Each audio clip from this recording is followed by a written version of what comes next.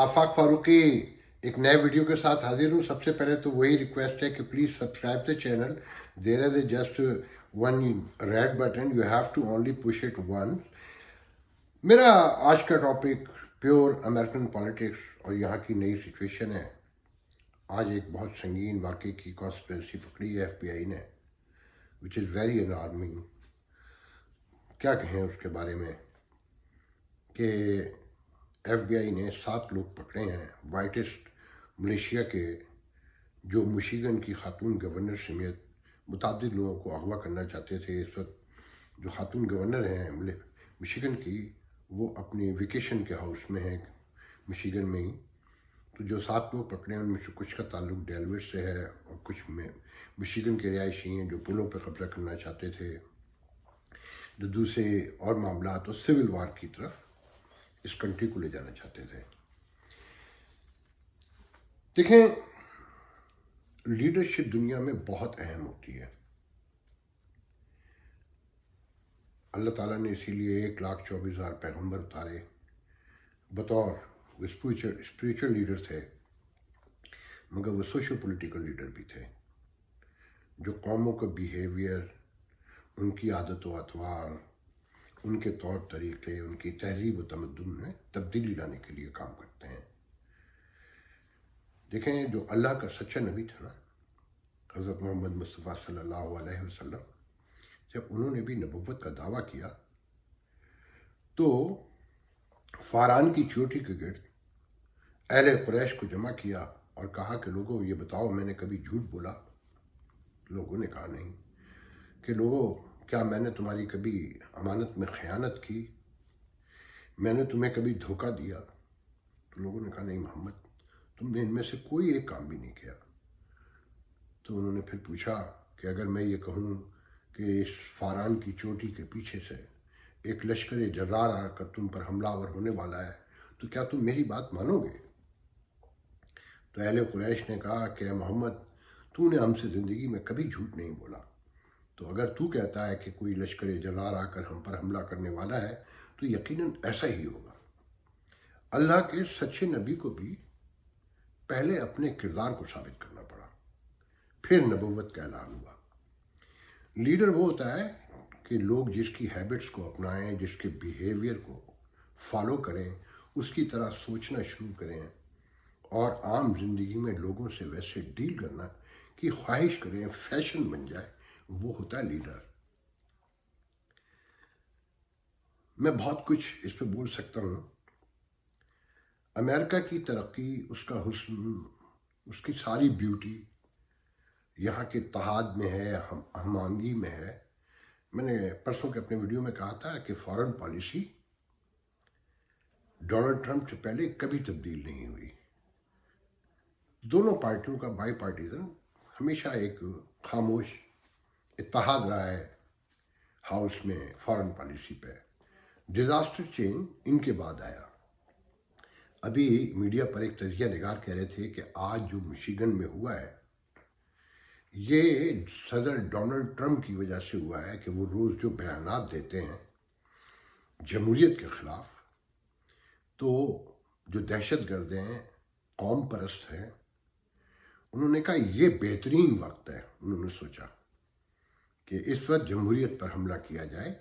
ये इलेक्शन से पहले सब कुछ होना था, जो आज पकड़ा गया, जो अल्लाह ताला ने इस मुल्क को महफूज रखा खाना जंगी से, कि वो सिविल वार करना चाहते थे।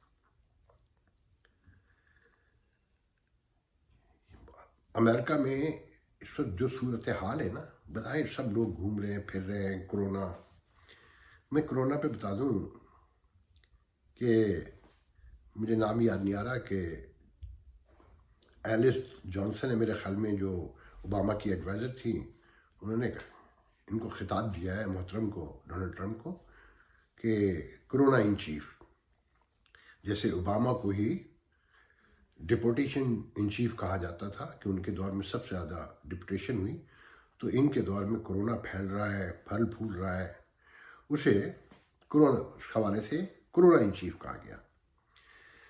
मैं आगे जो असल बात करना चाहता हूँ, सबसे पहले मैं ये बता दूँ आपको कि डोनाल्ड ट्रंप चाहते हैं कि जो 22 को डिबेट होने जा रही है, 15 को, सॉरी, पहले दूसरी मियामी में, वो पोस्टपोन करके अगली डेट कर दिया है, मगर बाइडन ने उसे रिफ्यूज़ कर दिया है।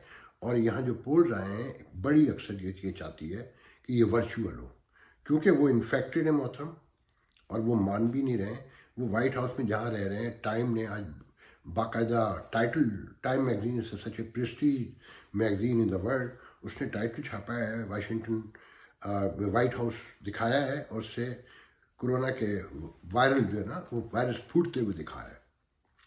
उसने बताया कि 34 लोग अब तक इन्फेक्टेड अंदर हो चुके हैं। तो ये ख़तरनाक मरहला होगा अगर फौरी तौर पे ये डिबेट होती है 6 फीट के फासले से, जैसे कल हुई है वाइस प्रेसिडेंट के कैंडिडेट्स के लिए, कामला हैरिस हो जो मौजूद वाइस प्रेसिडेंट है मिस्टर माइक पेंस, और उसमें मैं बता दूं कि 59% लोगों ने वोट दिया है कामला हैरिस की तकरीर को, और 38% पेंस को मिले हैं। उनका वही स्टांस था जो मिस्टर प्रेसिडेंट का है हमारे, कि जनाब पुरअमन मुंतकली इक़्तिदार नहीं होगी, कोरोना में उनका अपना स्टांस है। हम उससे हटकर साथ में जो सबसे अहम बात है, न्यू इंग्लैंड यहाँ एक रियासत है, उसके एक मेडिकल जर्नल, वहाँ से एक मेडिकल जर्नल निकलता है अमेरिका का सबसे बड़ा, उसमें लोगों से अपील की गई है कि जिस तेज़ी से कोरोना फैला और उसे जिस गलत तरीके से हैंडल किया गया, तो लोगों को चाहिए कि डोनाल्ड ट्रंप को वाइट हाउस बाहर निकालने के लिए वोट डालें 3 नवंबर को।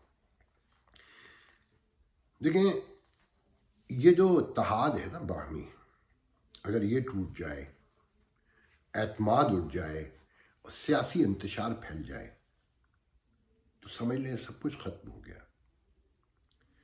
फिर कोई तरक्की नहीं रहती, कोई अमन नहीं रहता, कोई रोज़गार, कोई खुशहाली, कोई बालादस्ती, कुछ कायम नहीं रहती, सिर्फ आपस की लड़ाइयाँ रह जाती हैं।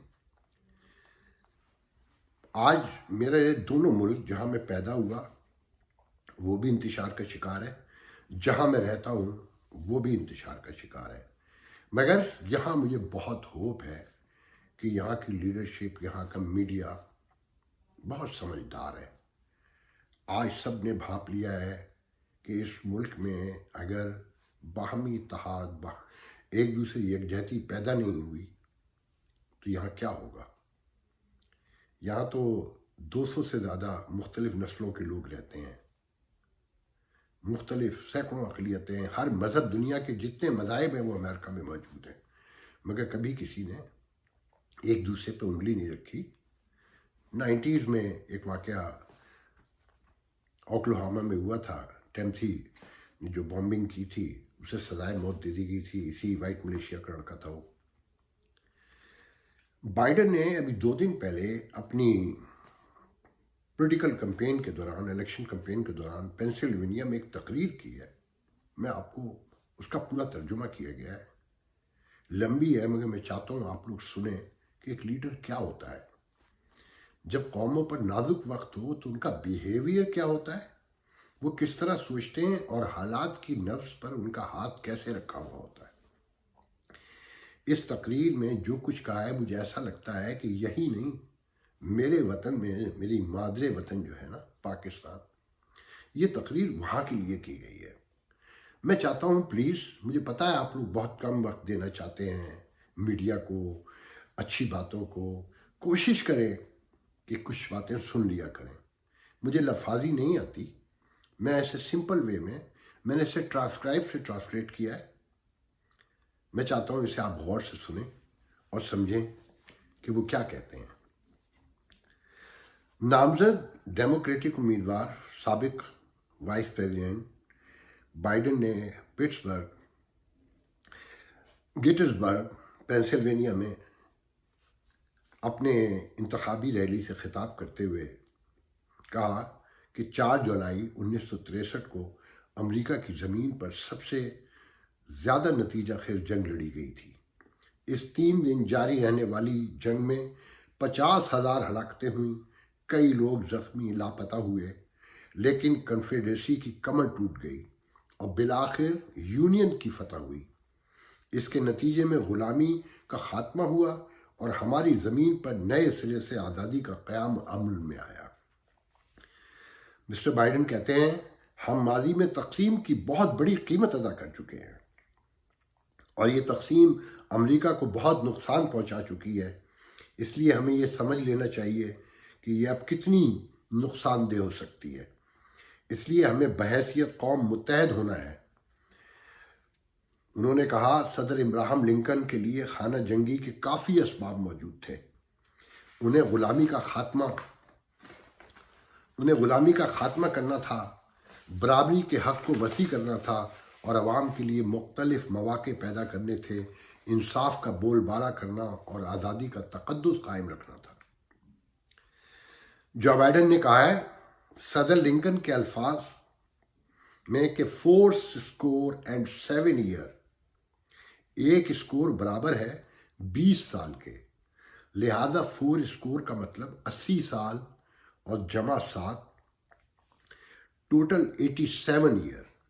پہلے ہمارے باپ دادا اس بر اعظم میں ایک نئی قوم لے کر آئے، آزادی کا ایک نیا تصور پیدا کیا اور بتایا کہ سب انسان برابر ہیں۔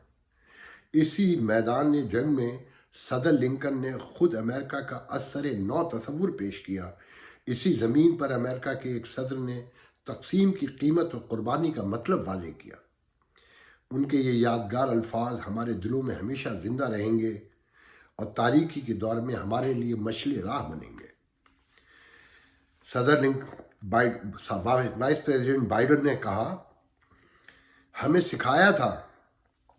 لنکن نے ہمیں سکھایا تھا تقسیم شدہ گھر زیادہ دیر تک قائم نہیں رہ سکتا، جو ایک لازوال حقیقت ہے۔ انہوں نے کہا آج ایک مرتبہ پھر اس سے ہمارا گھر تقسیم ہو رہا ہے، لیکن میرے دوستوں، میرے ساتھیوں، میرے ہم وطنوں، ایسا ہم ہونے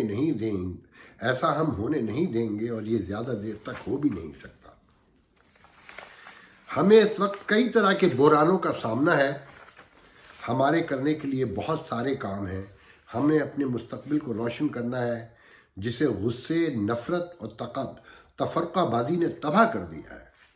میں آج امریکہ کو جس حالت میں دیکھ رہا ہوں اس کی مجھے فکر ہے۔ ہمارا ملک ایک خطرناک جگہ پر آ کھڑا ہوا ہے۔ ہمارا ایک دوسرے پر سے بھروسہ اٹھتا جا رہا ہے اور امید پھسلتی جا رہی ہے۔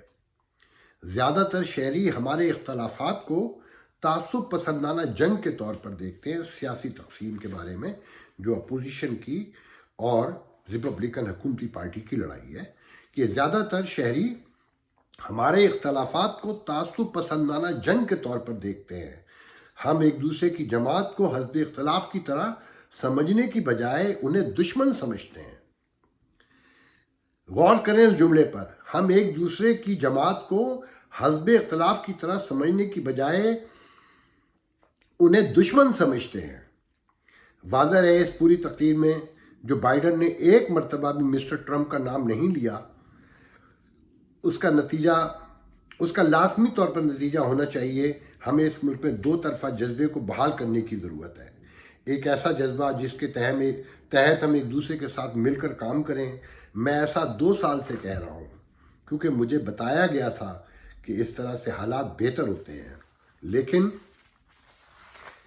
یہ اس طریقے سے بہتر نہیں ہو سکتے۔ میں یہاں آپ کو یہ بھی بتانے آیا ہوں کہ یہ بہتر ہو سکتے ہیں، صرف اسی صورت میں ہو سکتے ہیں جب ہم انہیں ٹھیک کرنے کے لیے کچھ کریں گے۔ مسٹر بائیڈن کا کہنا ہے مجھے اپنے ڈیموکریٹ ہونے پر فخر ہے، لیکن میں حکومت صرف امریکی صدر کی حیثیت سے کرنا چاہتا ہوں۔ میں ڈیموکریٹس اور ریپبلکنز کے ساتھ مل کر کام کروں گا۔ جو لوگ میری حمایت کریں گے اور جو لوگ نہیں کریں گے، میں ان دونوں کے لیے سخت محنت کروں گا۔ صدر کا کام ہی ہر کسی کا خیال رکھنا ہوتا ہے۔ ڈیموکریٹس اور ریپبلکنز کا آپس میں تعاون کرنا کوئی قابو سے باہر کی پراسرار چیز نہیں ہے، بلکہ یہ ایک فیصلہ ہے، ایک انتخاب ہے جسے ہم بآسانی کر سکتے ہیں۔ انہوں نے کہا اگر ہم آپس میں تعاون نہیں کر سکتے تو ہم اسی طرح آپس میں تعاون کرنے کا بھی فیصلہ کر سکتے ہیں، اور یہی وہ انتخاب ہے جو میں بطور صدر کروں گا۔ لیکن اس قوم میں ہماری ٹوٹی پھوٹی سیاست کے علاوہ کچھ تاریک اور کچھ بہت ہی خطرناک کھیل چل رہا ہے۔ انہوں نے کہا میں یہاں عام سے اختلاف رائے کی بات نہیں کر رہا، میں یہاں کچھ اور مختلف خطرناک چیز کے بارے میں بات کر رہا ہوں۔ بہت سارے امریکی شہری ہماری اس تقسیم کو کم کرنے کے لیے کوشاں نہیں ہیں بلکہ اسے مزید گہرا کرنا چاہتے ہیں، لیکن ہمیں دیوار بنانے کی بجائے پل بنانے کی کوشش کرنی چاہیے۔ ہمیں اپنی مٹھیاں بھینچنے کی بجائے اپنے بازو پھیلانے کی ضرورت ہے۔ ہمیں ایک دوسرے سے الگ ہونے کی بجائے متحد ہونے کی ضرورت ہے۔ ہو سکتا ہے آپ میں سے بہت سو کو میری بات سے اتفاق نہ ہو، لیکن صدر کا عہدہ سنبھالنے کے بعد میں پوری قوم کو واضح پیغام دوں گا کہ امریکہ میں نفرت کے لیے کوئی جگہ نہیں ہے، کہ یہ نفرت جو خوشی، ترقی، خوشحالی اور امن کو کھا جاتی ہے۔ حالیہ ہفتوں اور مہینوں کے دوران ملک میں پولیس کی زیادتی اور نسلی ناانصافی کے کئی واقعات وقوع پذیر ہو چکے ہیں، جن کے خلاف پرامن احتجاج بھی ہوئے، لیکن اس کے ساتھ ہونے والی لوٹ مار اور جلاؤ گھرا کے واقعات کو برداشت نہیں کیا جا سکتا۔ میں امن و امان پر یقین رکھتا ہوں، اس لیے کہ میں نے کبھی پولیس کی فنڈنگ میں کمی کی حمایت نہیں کی۔ میں یہاں آپ لوگوں کو یہ بتانا چاہتا ہوں کہ یہاں جو فسادات ہوئے ہیں گزشتہ دنوں، اس میں $100 بلین کا نقصان ہوا، کئی لوگ مارے گئے، 1000 سے زائد پولیس والے زخمی ہو چکے ہیں۔ مسٹر بائیڈن کہتے ہیں، میں اس بات پر بھی یقین رکھتا ہوں کہ ناانصافی ایک حقیقی چیز ہے۔ یہ ایک ایسی تاریخی پیداوار ہے جس کی جڑیں 400 سال پرانی ہیں۔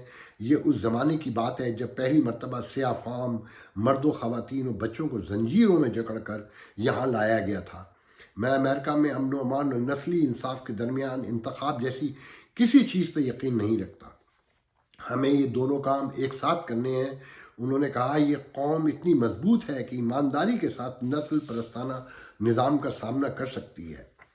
جو بائیڈن کہتے ہیں، ہمیں امریکہ کی گلیوں میں گھومنے والی ملیشیا کی کوئی ضرورت نہیں ہے، اور نہ ہی ہم انتہا پسند سفید فام سپرمیسی گروپس کے لیے کوئی رواداری برتیں گے۔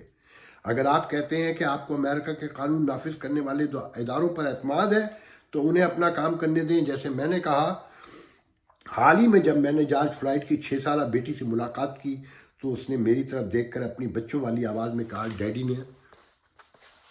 ڈیڈی نے دنیا کو بدل دیا ہے۔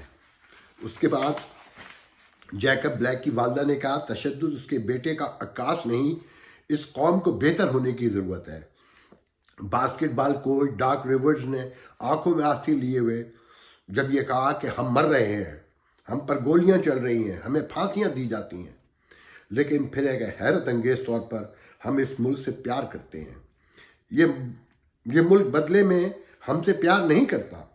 میں نے اس کے بارے میں سوچا کہ ایک سیاہ فام کی اس ملک سے محبت کو طویل عرصے سے وہ پہچان نہیں ملی جو ملنی چاہیے تھی۔ ہمیں امریکہ میں ایسی لیڈرشپ کی ضرورت ہے جو ساری قوم کو متحد کرے، انہیں امید دلائے۔ بحیثیت صدر میں یہی کروں گا۔ ہم پہلے ہی کرونا وائرس سے نپٹنے کے حوالے سے ملک میں تقسیم کی بہت بڑی قیمت ادا کر چکے ہیں۔ اب تک 2,10,000 امریکی ہلاک ہو چکے، جن کی تعداد میں اضافہ ہو رہا ہے۔ ایک اندازے کے مطابق اس سال کے آخر تک مزید 2,10,000 امریکیوں کے اپنے جان سے ہاتھ دھونے کا خدشہ ہے۔ لیکن یہی وہ وقت ہے جب ہم اپنی آپسی اختلافات اور سیاست کو ایک طرف کر کے سائنس کو فالو کریں۔ انہوں نے کہا کہ ماسک پہننا، وہ چشمہ لگائے بغیر پڑھ رہا ہوں تو آنکھوں میں میرے پانی آ رہا ہے، انہوں نے کہا ماسک پہننا، آپس میں فاصلہ رکھنا، معائنہ کرنا، ویکسین کی تیاری اور جانچ پر زور دینا کوئی سیاسی بیان نہیں ہے، بلکہ یہ سائنسی تجاویز ہیں۔ جو کچھ ہو چکا ہے ہم اسے واپس نہیں لا سکتے، تاہم ہم دوبارہ پیچھے جا سکتے ہیں، لیکن ہم اپنے سیاسی اختلافات کو ایک طرف کر کے زندگیاں تو بچا سکتے ہیں۔ ہم ایک قومی حکمت عملی تشکیل دے سکتے ہیں جس سے ہمارے اسکولوں، کاروبار کو محفوظ انداز سے دوبارہ سے کھولنا ممکن ہو سکے۔ انہوں نے کہا وبائی مرض سرخ یا نیلی ریاست کا مسئلہ نہیں ہے۔ وائرس کو کوئی پرواہ نہیں ہے کہ آپ کہاں رہتے ہیں، آپ کا تعلق کس سیاسی پارٹی سے ہے، یہ سب پر اثر انداز ہوتا ہے۔ یہ کوئی سیاسی ہتھیار نہیں ہے، یہ کسی کی بھی جان لے سکتا ہے، جیسے وائٹ ہاؤس میں کیا۔ انہوں نے کہا اس وقت ملک سے معاشی تقسیم کا خاتمہ بھی ضروری ہے۔ یہاں ہر کسی کو آگے بڑھتے اور ترقی کرنے کے لیے یکساں مواقع ملتے رہنا چاہیے۔ امریکہ کو پھر ایسا ملک بننا چاہیے جہاں ابراہم لنکن جیسا بچہ صدر بن سکتا ہو۔ آخر میں انہوں نے کہا میں اور آپ ایک عہد کا حصہ ہیں۔ اگر ہم نے مل کر اپنا کردار ادا کیا تو موجودہ تقسیم ختم ہوگی اور ہمارا مستقبل روشن ہوگا۔ تقسیم کا خاتمہ ہی ہمارا مشن ہے۔ ہم نفرت و خوف کو ختم کر سکتے ہیں۔ ہم مل کر امریکہ کے لیے اپنی بہترین کوششیں کر سکتے ہیں۔ خدا آپ سب کو سلامت رکھے اور ہماری فوج کی حفاظت فرمائے۔ شکریہ۔ کیا یہ سب کچھ آج کے پاکستان کی ضرورت نہیں ہے؟ آپ یقین کریں یہاں کچھ بھی نہیں ہوگا۔ آج سازش پکڑ لی نا۔ ہمارے یہاں 2000 کے بعد سے جو اب تک واقعات ہوئے ہیں انہیں پکڑنے میں، ان کا قلع کم کرنے میں کتنا ٹائم لگا، اور آج بھی وہ دہشت گرد وہاں موجود ہے۔ آج ہمارا وزیر اعظم پاکستان کا وہی کر رہا ہے جو یہاں ڈونلڈ ٹرمپ کر رہے ہیں۔ آپ جمہوریت میں اپوزیشن کو دیوار سے لگا کر صرف تقسیم کو بڑھاتے ہیں اور کچھ نہیں کرتے۔ آپ سب جانتے ہیں میں نواز شریف کا، زرداری کا ذرا بھی طرفدار نہیں ہوں، میں ان سے کہیں پر بھی ایگری نہیں کرتا، مگر جب آپ کے ملک کے ریاستی ادارے سب کے سب متنازع ہو چکے ہوں اور آپ کے فیصلوں پہ لوگ ہنستے ہوں، وہ تقسیم وہاں گہری ہوتی ہے۔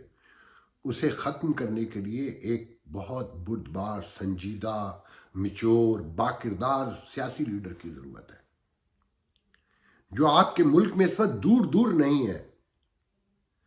میں تاریخ لکھنے کے لیے آپ کو یہ بتا رہا ہوں کہ آپ کے ملک کی حالات پاکستان کے انتہائی خراب ہے۔ سوشل میڈیا یہاں یہ بتا رہے ہیں نا کہ 16 پوائنٹ سے بائیڈن جیت رہے ہیں، مختلف سروے، اور 99% درست ہوتے ہیں۔ سوشل میڈیا پر آپ کے ملک کی حالات کا سروے موجود ہے۔ اگر آپ لوگ پڑھ سکتے ہیں، اسے سمجھ سکتے ہیں کہ لوگ کتنے مضطرب ہیں، بے قرار ہیں، وہ اب کیسی کیسی باتیں کر رہے ہیں، قیام پاکستان سے لے کر قائد اعظم تک، قومیتوں سے لے کر وسائل کی لوٹ مار تک۔ اگر پاکستان کی ایلیٹ کلاس نے اس پر عمل نہیں کیا، غور نہیں کیا، تو شاید آپ اپنی سلامتی کو محفوظ نہیں رکھ سکیں گے۔ کراچی کے حوالے سے جو قاسم تیلی کا آڈیو آیا، اس کے بعد اس کا ریگریٹ آیا، ڈکلائن آیا، پھر حسین ہارون جیسے فرد نے اس پر ایک ویڈیو کیا، میں اس کی ڈیٹیل میں نہیں جاؤں گا۔ وہ صرف اپوزیشن کی تحریک کو ختم کرنے کے لیے اسٹیبلشمنٹ کی سازش ہے۔ اس طرح کی سازشوں سے تقسیم بڑھتی ہے، کم نہیں ہوتی۔ اس سے گھاؤ بھرتے نہیں ہیں، گہرے ہوتے ہیں، ان سے زیادہ خون بہتا ہے۔ تو میں ریکویسٹ کروں گا کہ ریاست کو کہ وہ سمجھے، ان معاملات کو سنجیدگی سے لے، ورنہ آپ یہاں جو حالات ہیں، آپ یقین کریں یہاں پر قوم آج متحد ہو گئی ہے۔ اسے سمجھ میں آ گیا ہے کہ اگر یہ تقسیم بڑھی اور مٹھی بھر دہشت گردوں کو موقع مل گیا تو وہ اس ملک کو بتاؤ بالا کر کے رکھ دیں گے۔ میں آج کا ویڈیو اسی پہ ختم کرتا ہوں، کافی طویل ہو گیا ہے۔ انشاءاللہ آپ سے اگلے ویڈیو میں ملاقات ہوگی۔ اللہ